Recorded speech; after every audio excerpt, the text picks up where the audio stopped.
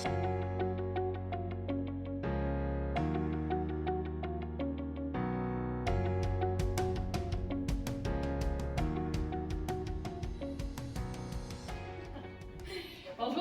tout le monde, c'est le fun de voir des visages, on m'entend bien, ouais, c'est beau.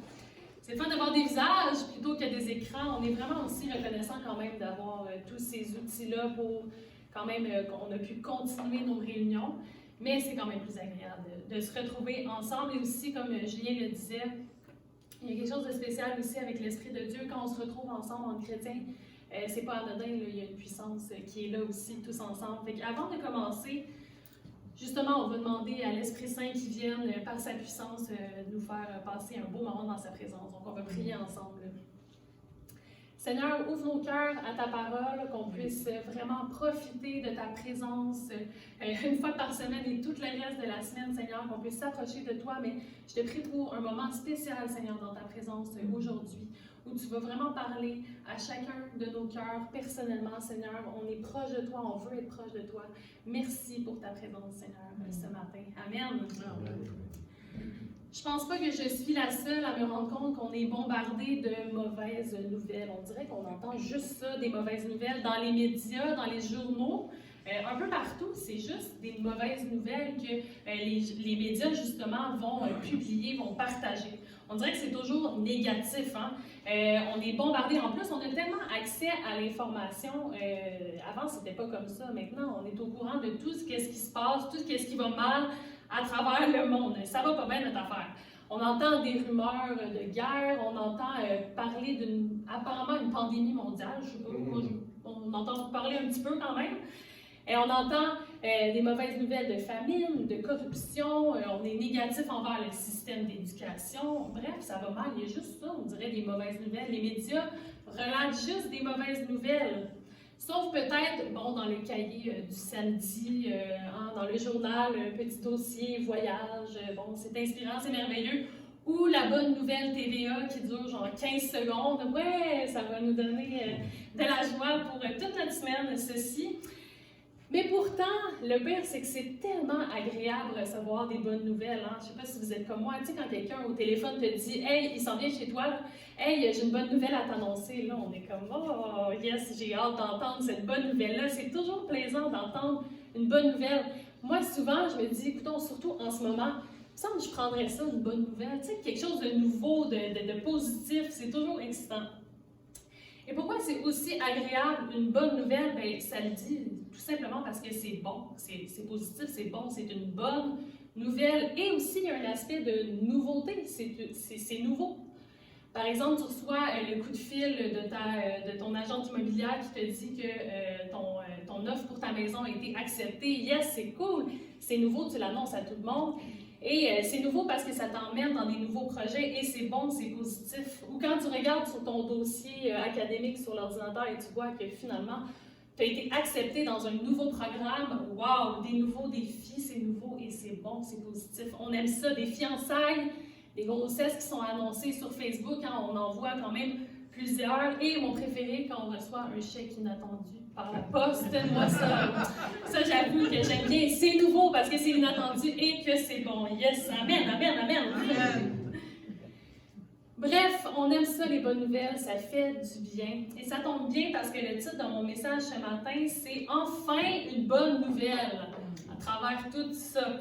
Et je dirais même enfin la bonne nouvelle qu'on attend tous. Et je pense que vous savez où je m'en vais avec ça. On est dans la thématique en ce moment, dans Éphésiens 6:10, dans la thématique « Résister », où on voit un peu les armes que Dieu nous offre, en fait, pour résister dans notre marche, pour persévérer dans notre marche chrétienne. Et on va aller lire ensemble, le passage se trouve à l'écran, dans Éphésiens 6:10 à 15. Pardon. Et on va bien connaître ce passage-là, on va le lire pratiquement à chaque dimanche de la thématique. Donc on va lire ensemble, puis après on va plonger dans le message. Enfin, mes frères et sœurs, fortifiez-vous dans le Seigneur et dans sa force toute puissante. Revêtez-vous de toutes les armes de Dieu afin de pouvoir tenir ferme contre les manœuvres du diable. En effet, ce n'est pas contre l'homme que nous avons à lutter, mais contre les puissances, contre les autorités, contre les souverains de ce monde de ténèbres, contre les esprits du mal dans les lieux célestes. C'est pourquoi prenez toutes les armes de Dieu afin de pouvoir résister dans le jour mauvais et tenir ferme après avoir tout surmonté. Tenez donc ferme, ayez autour de votre taille la ceinture en guise de vérité. La vérité en guise de ceinture, l'inverse. Enfilez la cuirasse de la justice. Ça, c'est ce qu'on a vu les dernières semaines. Et cette semaine, on voit, mettez comme chaussure à vos pieds le zèle pour annoncer l'évangile de paix. Et le zèle pour l'Évangile, en fait, c'est ça. Donc, on voit que c'est une des armes de Dieu pour tenir ferme. Mais le mot évangile en grec, ça veut simplement dire bonne nouvelle, tout simplement. On pourrait donc lire « Mettez comme chaussure à vos pieds le zèle pour annoncer la bonne nouvelle de paix ». Et c'est particulier parce qu'on lit les mêmes deux éléments, la bonne nouvelle et la paix, à l'annonce des anges, à l'annonce de la naissance de Jésus. On va lire dans Luc 2, vous l'avez aussi à l'écran. Mais l'ange leur dit, « N'ayez pas peur, car je vous annonce une bonne nouvelle, qui sera une source de grande joie pour tout le peuple. Aujourd'hui, dans la ville de David, il vous est né un sauveur qui est le Messie, le Seigneur. » C'est le même mot qui est utilisé. Je vous annonce un évangile, on pourrait dire une bonne nouvelle. Et juste un petit peu plus loin, dans quelques versets après, les anges ils vont louer Dieu, ils vont dire gloire à Dieu dans les lieux très hauts, paix sur la terre et bienveillance. Parmi les hommes, la bonne nouvelle et la paix, ces deux éléments-là. Et c'est intéressant parce que ces deux éléments-là étaient bien connus à l'époque romaine, à l'époque où Paul, entre autres, a écrit la lettre aux Éphésiens. Et on va aller voir pourquoi c'était deux éléments qu'il connaissait. Voyons, premièrement, pourquoi est-ce que l'Évangile était un concept connu à l'époque romaine? Comme je vous ai dit, l'Évangile en grec, c'est « bonne nouvelle ». Et qui dit « bonne nouvelle » dit qu'il y a une annonce à faire. Et qui dit « annonce » dit « messager ». Et parfois, donc, il y avait des messages à transmettre. Parfois, c'était des soldats même qui allaient passer des messages. Donc, ça fait du sens que Paul utilise cette image-là de l'armure du soldat romain, pour annoncer, dans le fond, pour montrer les chaussures comme un porteur de message, finalement. Donc, on devient des petits soldats porteurs d'un message. Et il y avait toutes sortes d'annonces à l'époque qui prenaient place, des annonces de victoire militaire, des annonces officielles, mais aussi l'annonce de la naissance des empereurs. Et la mention du mot « évangile » en grec la plus connue, elle se trouve sur une inscription dans la pierre qui parle justement de l'anniversaire de l'empereur romain Auguste, le fils de Jules César. Et Auguste, il a régné de moins 27 à 14 après Jésus-Christ, donc vraiment dans la période de la naissance de Jésus.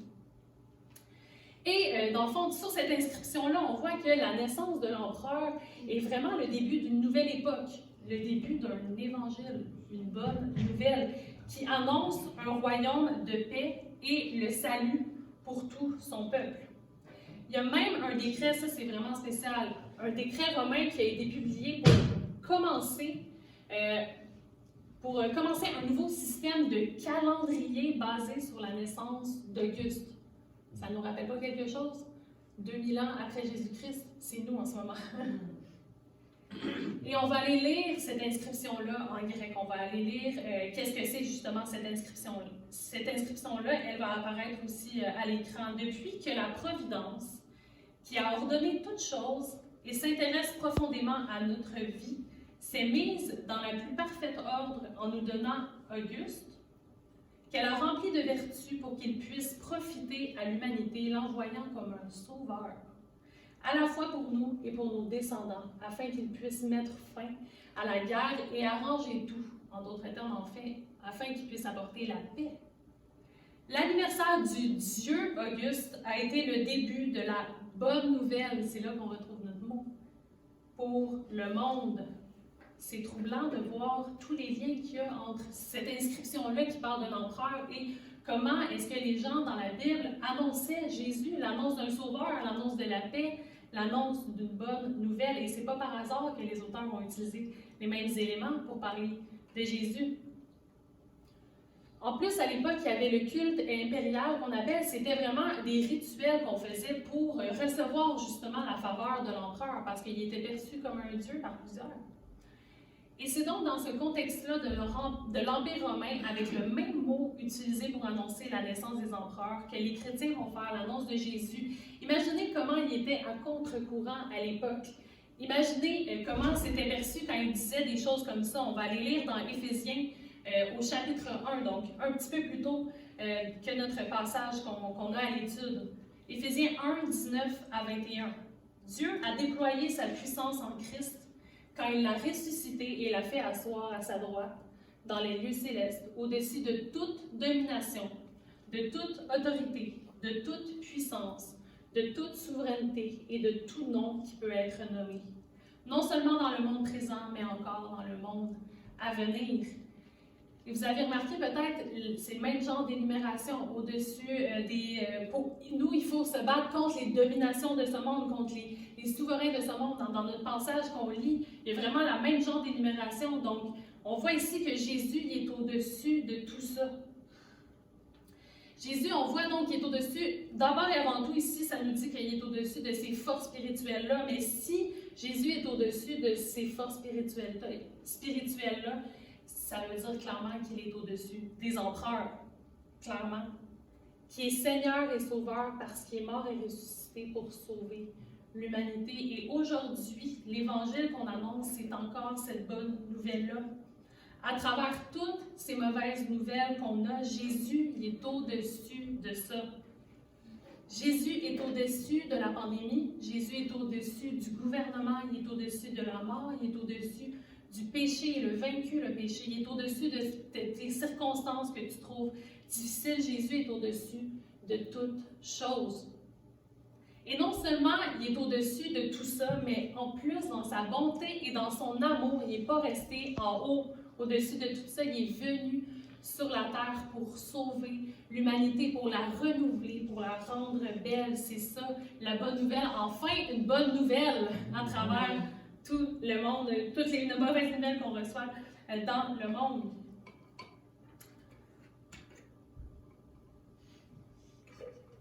J'aimerais t'inviter à te rappeler que Jésus, il est plus fort que ton péché, qu'il est plus fort que tes craintes, il est plus fort que ta déprime, que tes sentiments, il est plus fort que ta maladie, il est plus fort que tes doutes.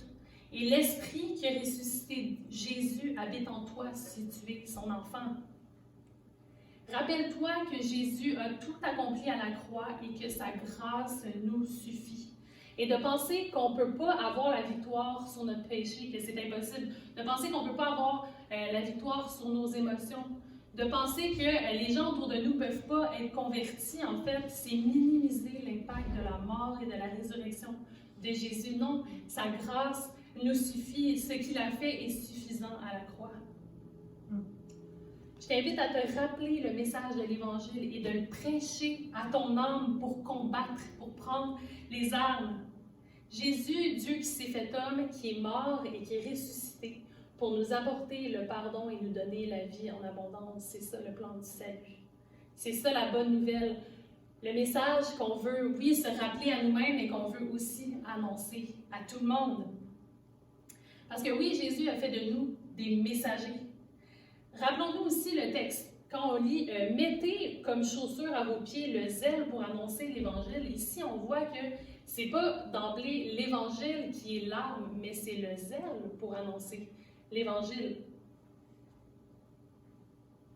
C'est la disponibilité, l'ardeur, la motivation pour annoncer l'Évangile. Et l'épée de la parole, c'est une arme offensive. Les autres armes, c'est des armes pour rester sur place, mais des chaussures, ça sert à quoi? Ça sert à aller quelque part. Donc oui, les chaussures à l'époque étaient faites, les chaussures à l'époque romaine étaient faites avec, c'était des sandales cloutées, plein de clous en dessous, ça faisait même du bruit quand ils marchaient. Et puis donc oui, ça permettait de tenir ferme au sol. Il y a l'idée, mais en même temps, c'est des chaussures. Donc le but, c'est d'aller quelque part avec nos chaussures. On devient comme des messagers excités d'aller annoncer une bonne nouvelle. Je ne sais pas, est-ce qu'il y en a qui ont déjà essayé de faire du sport, de se mettre au sport au mois de janvier, dans la vie, sûrement?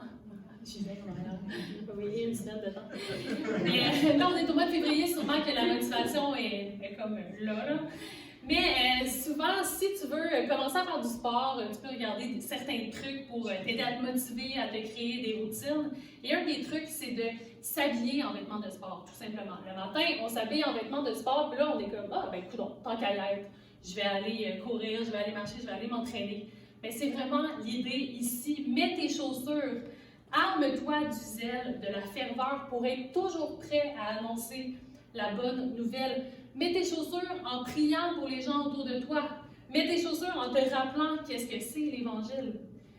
Mets tes chaussures en te préparant un témoignage pour tes amis et ta famille. Et on lit dans 1 Pierre 3,15, vous allez avoir le verset ici. Soyez toujours prêts à défendre l'espérance qui est en vous devant tous ceux qui vous en demandent raison. Donc c'est ça, on veut être prêt à annoncer l'Évangile. Mets tes chaussures pour être prêt quand ça va arriver.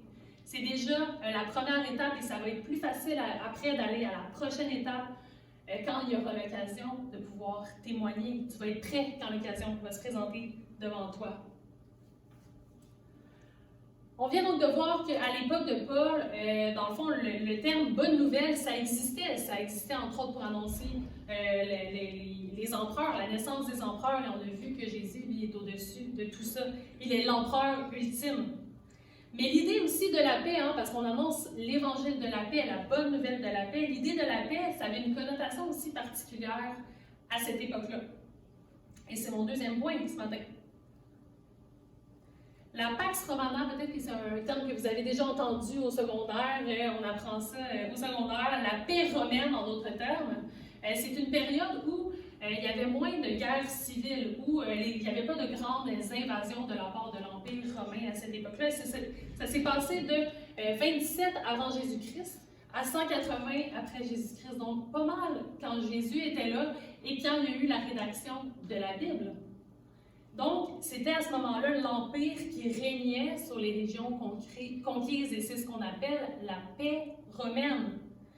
Pline l'Ancien, à noter si jamais vous avez envie d'un nom pour un futur enfant éventuellement. C'est un auteur et un naturaliste de l'époque et il va écrire ceci.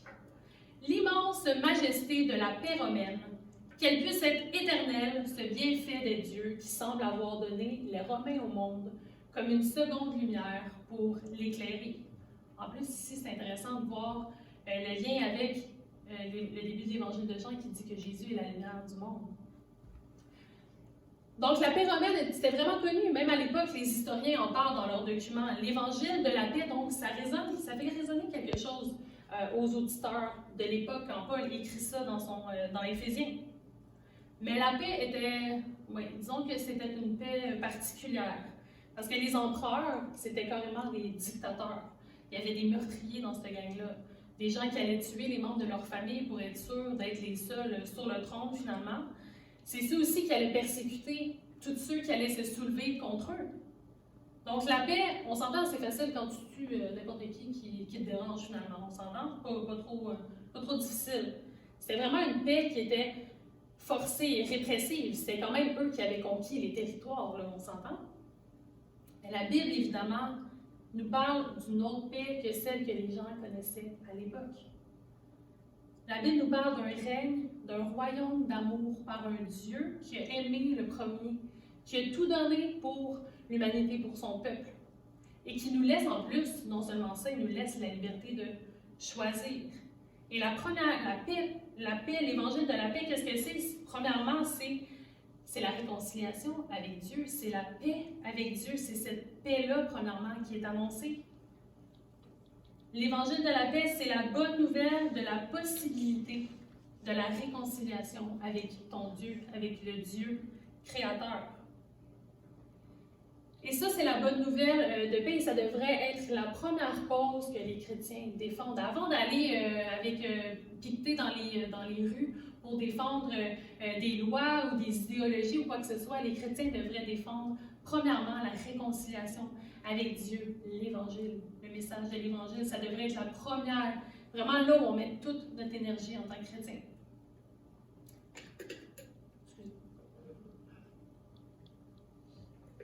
Mais il y a un contraste intéressant Moi, ça me frappait aux yeux quand j'ai lu le texte. Parce qu'on lit, on est dans un contexte militaire, on lit, prenez les armes, let's go, l'armure, lutter, il y a des autorités, domination, résister, puis là, l'évangile de la paix. Il y a vraiment un contraste particulier.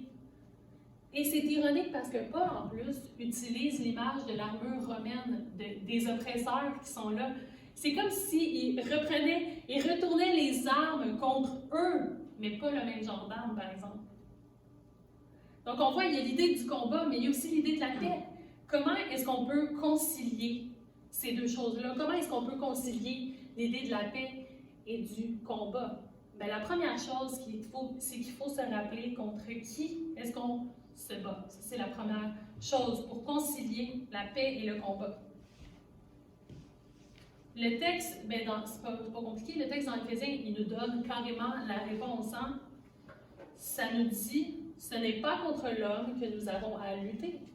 Mais c'est contre quoi? C'est contre les puissances, contre les autorités, contre les souverains de ce monde de ténèbres, contre les esprits du mal dans les lieux célestes. Et rappelle-toi en plus le contexte de Paul où il a vu des empereurs meurtriers être là. Même lui, il savait que le véritable ennemi, ce n'était pas les empereurs tyranniques qui étaient là. On doit donc nous aussi comprendre que notre combat, c'est pas contre les hommes, c'est pas contre le gouvernement, c'est pas contre la société, c'est pas contre ton patron qui a une mauvaise humeur, contre Justin Trudeau, contre Kevin Tremblay sur Facebook qui gosse pas mal. C'est pas contre d'autres églises qui n'ont pas les mêmes croyances que toi, c'est pas contre les membres de ta famille qui voudraient peut-être pas croire à l'Évangile. C'est pas contre tes ados qui sont peut-être pas la joie incarnée. C'est pas contre les gens qui vivent dans le péché non plus. Et si c'est contre eux qu'on se bat, c'est facile de les voir comme les ennemis, hein? Mais si c'est contre eux qu'on se bat, on devient en colère contre ces personnes-là. On commence à avoir du mépris, on commence à médiser, de l'amertume. Et ça va complètement à l'encontre de l'Évangile, de la paix. C'est pas ça le message. Je ne sais pas si vous connaissez le film Hunger Games, il y en a peut-être ici qui l'ont écouté. Et c'est vraiment un univers fictionnel qui nous parle d'un Capitole, un peu comme un gouvernement, qui aurait, qui gouvernerait 12 districts différents. Et pour réprimer les révoltes, pour montrer leur puissance, le Capitole, en fait, va organiser des Hunger Games, les jeux de la faim, on pourrait appeler faim comme manger. Et ils vont tirer au sort dans chaque district un garçon et une fille adolescente, donc entre 12 et 18 ans. Et ces 24 personnes-là vont se retrouver dans une arène et c'est un combat à mort. C'est vraiment barbare. Et comme dans le temps, c'était vraiment comme des gladiateurs. Ils vont se battre à mort, puis il y aura un seul gagnant parmi ceux-là. Et donc, on s'entend devant cette chose qui est complètement barbare, il va y avoir une révolte qui va se préparer contre le Capitole. Et Katniss, l'héroïne de ces films-là, elle va se retrouver dans l'arène. Elle va être une des personnes qui va être pigée au hasard et elle va devoir se retrouver parmi ces 24 personnes-là. Et elle n'est pas encore au courant de la révolte qui prend place. C'est fait en secret, évidemment. Et juste avant de rentrer dans l'arène pour être mis devant tous ses autres adversaires dans un combat à mort, son coach, qui lui participe à la révolte en secret sans que Katniss le sache encore, son coach va lui dire ceci: « Rappelle-toi qui est le véritable ennemi. » Alors que Katniss aurait pu croire que ses ennemis, c'est clairement les gens autour d'elle qui veulent la tuer, on s'entend? Le véritable ennemi, en fait, c'est pas eux. Le véritable ennemi, c'est le Capitole, c'est celui qui est derrière le système, c'est celui qui est derrière les jeux de la mort. Il faut qu'on se rappelle que notre véritable ennemi, c'est Satan, celui qui est derrière tout le mal qu'on voit sur la terre. C'est celui qui est derrière les gens qui détruisent, qui pêchent, qui te blessent peut-être. Rappelons-nous qui est derrière ça. Et le pire, c'est que Satan veut te faire croire que tes ennemis, c'est les autres parce qu'il veut nous éloigner de notre mission de l'Évangile de la paix, de notre mission de l'Évangile de l'amour. Et Satan, il est bien content qu'on s'en prenne à nous pendant ce temps-là. On ne s'en prend pas à lui. Et en plus, en cherchant l'ennemi chez l'autre, souvent, On oublie la plupart du temps qu'il se trouve parfois, bien souvent, je dirais même, dans notre propre cœur, par notre orgueil, notre colère, notre peur, les mensonges qu'on se dit. On n'est pas assez bon, on ne sera jamais capable, on ne vaut rien. Donc, comment concilier l'idée de la paix et du combat, premièrement? Rappelle-toi qui est le véritable ennemi. Et combat, premièrement, spirituellement, par toutes les armes qu'on va voir pendant notre série, par la prière. Mais deuxièmement, comment est-ce qu'on concilie cette idée-là de combat et de paix? On combat, oui, mais dans la paix. On a un combat pacifique sur les réseaux sociaux, à l'église, à la maison, alors qu'on est, on est vraiment à la maison, c'est des personnes qui se trouvent avec nous, c'est des personnes qui sont les plus proches de nous. Souvent, on se laisse beaucoup plus aller avec ces personnes-là. Et la suite du verset de tout à l'heure qu'on a lu, soyez toujours prêts à défendre l'espérance. Je vais vous lire la suite parce qu'elle est bien importante. Soyez toujours prêts à défendre l'espérance qui est en vous, devant tous ceux qui vous en demandent raison, mais faites-le avec douceur, respect, en gardant une bonne conscience. Défendre l'Évangile, oui, mais avec douceur, avec une attitude d'amour et de paix, avec respect pour les croyances des autres, avec respect pour le passé de l'autre, avec respect pour la culture de l'autre. Et moi, il y a quelques années, je suis devenue végétarienne. Et puis, comment ça s'est passé un peu, ma prise de conscience, c'est que, premièrement, je me suis informée, en fait. J'ai écouté des documentaires qui parlaient du traitement des animaux dans la chaîne alimentaire. Et ça, wow, OK, ça m'a fait prendre conscience de quelque chose. Donc, après, j'ai cru que la meilleure façon de régler ce problème-là, finalement, c'est en mangeant végétarien, en mangeant plus de viande. Et donc, après, ça m'a donné envie de défendre ces idées-là. C'est vraiment le cycle de la défense d'une cause. On va le voir à l'écran. C'est vraiment le cycle du combat pacifique. On s'informe, on est informé. Par la suite, on croit. Et donc, si on croit, on est informé, on croit, on défend. Et pourquoi est-ce qu'on fait ça? Parce qu'on aime les gens. Parce qu'on croit en notre cause. Et parce qu'on veut donc partager ces informations-là. Et ce qui est spécial avec le cycle, c'est que la personne qui défend, qu'est-ce qu'elle fait? Elle informe. Et donc, elle pousse les personnes à croire et à eux-mêmes défendre. C'est un peu ça, être témoin finalement de l'Évangile. Et ce que j'ai remarqué, bien, je ne l'ai pas fait, mais je le sais, bref. Ce que j'ai remarqué, c'est que quand on impose quelque chose, une attitude ou quoi que ce soit, les gens, ils veulent rien savoir. Quand tu juges les gens devant leurs croyances, tu dis, ah ouais, tu manges la viande, ok, ouais, je m'excuse, mais ça marche pas. Ton message ne passe pas, ça fait l'effet inverse. Les gens te rejettent, ils veulent pas ça du tout. Ça fait l'effet inverse complètement. Le meilleur moyen, c'est donc en prêchant par l'exemple. Quand tu me vois choisir un menu végétarien au restaurant, ben, je défends ma cause, je combat, je milite. Quand je fais goûter une recette végétarienne et que tu trouves ça bon, yes, je défends ma cause, je milite. Dans la paix, évidemment. Et c'est donc en étant toi-même un instrument de paix autour de toi que tu vas avoir le plus beau des témoignages. C'est en ne faisant pas de mémérage au travail, en gérant mieux tes conflits avec ton conjoint ou tes enfants, par ta sérénité aussi, parce que tu te sais réconcilier avec Dieu, tu te sais en paix avec Dieu et il te donne sa paix. Ça, c'est le meilleur moyen de défendre notre cause, de combattre une cause, de combattre dans la paix. Et j'aimerais conclure en vous disant que c'est normal de perdre notre zèle ou notre motivation pour annoncer l'Évangile, parce que comme on l'a vu, une bonne nouvelle, il y a un élément de nouveauté, il y a un élément de... On est excité au début parce que c'est nouveau, on veut en parler à tout le monde, et peut-être que tu es d'accord avec tout ce que je viens de dire, peut-être que tu es d'accord avec le fait de voir que l'Évangile, ben, c'est bon, mais c'est pas nouveau pour toi parce que c'est un message que tu connais depuis des années. On a besoin de se laisser renouveler pour avoir à chaque jour une fraîche révélation de l'Évangile. L'Évangile, c'est pas juste une fois au début à notre conversion. L'Évangile, elle est là pour nous sanctifier. L'Évangile, le message de l'Évangile est là pour nous accompagner tous les jours dans notre marche de la foi. L'Évangile est puissant pour nous quotidiennement, pas juste à notre conversion.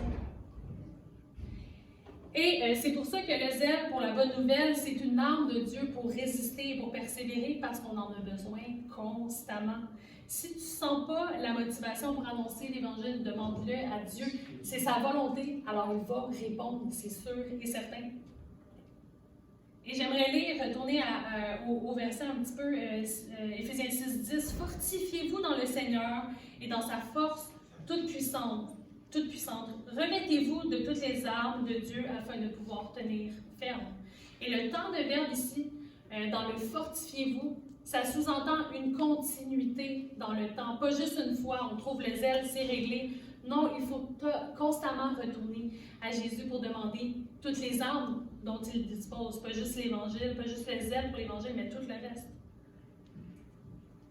Aussi, on pourrait plutôt traduire dans le « fortifiez-vous » « soyez rendus puissants » au sens où on a un rôle passif à ce moment-là.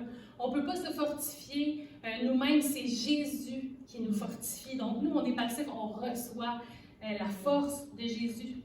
En plus, c'est écrit, il faut se fortifier dans le Seigneur. Donc, c'est vraiment en communion avec lui qu'on va pouvoir trouver toutes ces ailes-là. Et concrètement, ça va se faire en allant justement à Christ par la prière, par la parole, en lisant notre Bible. En prenant le repas du Seigneur à la maison, parce qu'on n'a pas le droit en ce moment de distribuer de la nourriture, mais fais-le à la maison, rappelle-toi l'Évangile, se souvenir de son œuvre. Et je te garantis que tu vas être envahi par un zèle surnaturel, par un amour pour les autres pour annoncer l'Évangile, par la force pour annoncer l'Évangile. La bonne nouvelle pour l'humanité. On a la meilleure nouvelle, la seule qui compte vraiment. Il faut qu'on la propage. Je t'invite donc, si tu as perdu ce zèle pour l'Évangile, je t'invite à, justement, pendant ce moment de louange, à le demander à Jésus carrément, et il va le faire, je le sais. On va chanter justement Apologie, où on voit vraiment qu'on devient les témoins, l'Église devient les témoins de la puissance de Dieu, et Jésus est au-dessus de tout, non, Jésus est au-dessus de tout. Et si jamais tu entends cette bonne nouvelle pour la première fois, que ce soit par vidéo ou quoi que ce soit, mais tu peux être réconcilié dès aujourd'hui avec Dieu. Que tout fait pour qu'on puisse être réconcilié. Tu peux être réconcilié avec Dieu en mettant Jésus au-dessus de tout, à le reconnaître comme le Seigneur de ta vie, à lui donner tout de toi. Donc vraiment, je vous invite à prendre ce temps-là vraiment pour